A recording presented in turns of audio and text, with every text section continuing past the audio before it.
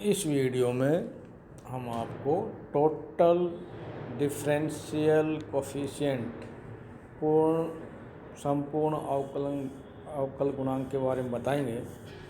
माना आपके पास u कोई फंक्शन है एफ एक्स एंड वाई का, और x फंक्शन है t का और y फंक्शन है t का।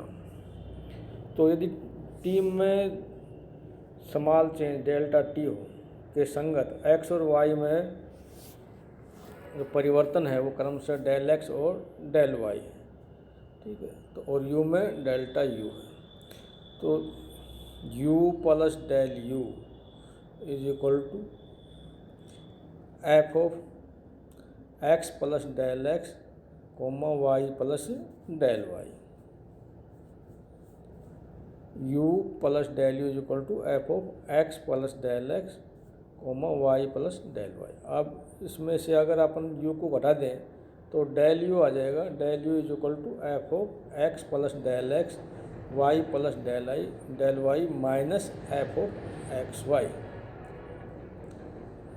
टोटल डिफरेंशियल कोफिशिएंट u का जो होगा, इसको हम डेल्टा t से अगर हम डिवाइड कर दें दोनों साइड में, तो del u by del t is equal to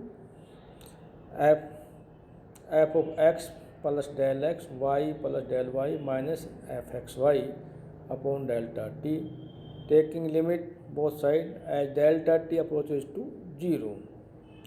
तो delta u upon delta t तो हो जाएगा d u by d t. तो d u by d t is equal to limit as delta t approaches to 0 bracket x f of x plus del x y plus del y, हमने अपनी तरफ से इसमें घटा दिया, minus f of x y plus del y। अब इसी को हमने जोड़ दिया, plus f of x y plus del y minus f of x y तो था ही अपॉन डेल्टा t। मैथ्स में कोई चीज़ हम अपनी तरफ से जोड़ते हैं तो उसको फिर घटाना ही पड़ता है, ठीक है। तो इसको हमने अलग अलग ब्रैकेट में लिख दिया। तो d u by d t is equal to limit as delta t approaches to 0 f of x plus del x y plus del y minus f of x y plus del y upon delta t plus आप लिख सकते हैं f of x y plus del y minus f of x y upon delta t, ठीक है। इसको हमने दो भागों में लिख दिया।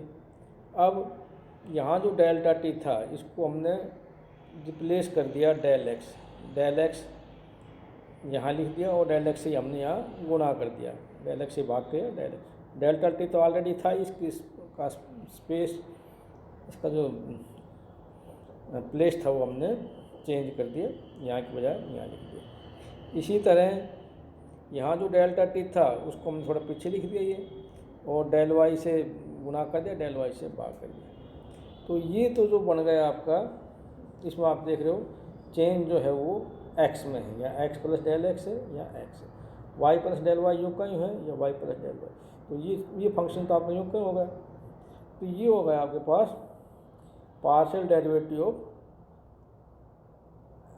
f with respect to x, ठीक है। और ये है partial derivative of y with respect to partial derivative of f with respect to y। और dx by del x by del t का लिखेंगे dx बाई डी टी, और limit जब इस पर लगाएंगे del y by del t पर तो इसको लिखते हैं dy बाई डी टी। तो आप देख रहे हैं limit as delta t approaches to 0, तो डेल x और डेल y भी 0 को अप्रोच करेंगे, तो हम इसको लिख सकते हैं limit as delta t approaches to 0 del x upon del t is equal to d x by d t, limit as delta t approaches to 0 del y upon del t is equal to d y by d t. तो इसको हम लिख सकते हैं सारे function को यहाँ से। ये जो आपका है limit as delta t approaches to 0 x f of x plus del x y plus del y minus f of x y plus del y upon del x is equal to limit as delta x approaches to 0। ये आपके पास आ गया del f by del x, इसको अपने यहाँ लिख सकते हैं। ठीक है, ये आ गया आपके पास।